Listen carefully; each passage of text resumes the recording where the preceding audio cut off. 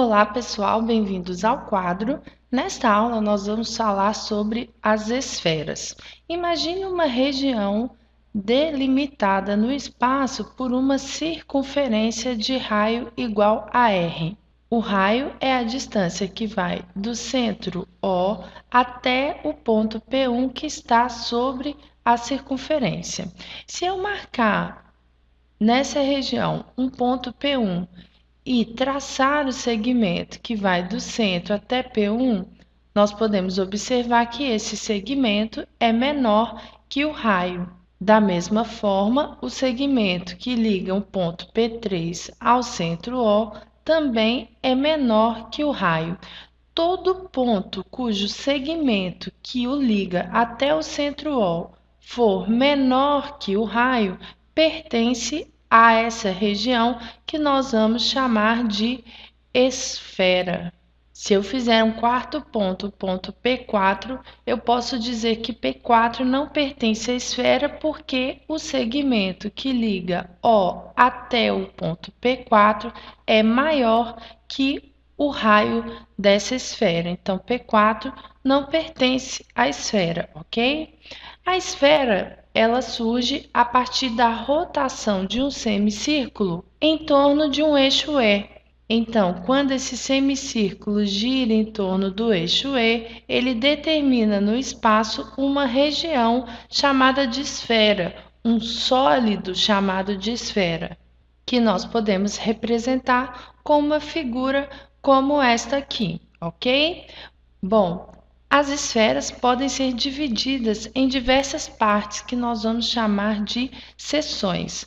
Quando a seção for perpendicular ao eixo, como por exemplo essa seção aqui, nós vamos chamá-la de paralelo ou seção paralela, sendo que a seção paralela que passa pelo centro da esfera é chamada de equador, assim como a linha do Equador, aquela linha imaginária que passa pela superfície da Terra. É o Equador que divide a Terra em hemisfério norte e hemisfério sul, certo? Já a seção que passa pelo eixo da esfera é chamada de meridiano. Se eu determinar alguns pontos localizados sobre os paralelos ou ainda sobre o meridiano, eu posso dizer que P1, P2 e P3 estão sobre a superfície da esfera. E os pontos dessa superfície que tocam o eixo são chamados de polos. Nós temos, portanto, um polo que está acima do Equador e um polo que está abaixo do Equador. Novamente, fazendo uma relação com o planeta Terra, o polo que está acima do Equador é chamado de Polo Norte e o polo que está abaixo do Equador é chamado de Polo Sul. Essa esfera, logicamente, possui um centro O e os segmentos que ligam o centro O aos pontos que estão sobre a superfície da esfera são todos iguais e esses segmentos, que eu vou chamar de distância entre o centro O e qualquer ponto P que está sobre a superfície da esfera, essa distância é igual ao raio da esfera, ok? Bom, nós vimos que a esfera pode ser dividida e essas divisões, essas regiões que dividem a esfera, nós chamamos de seção da esfera.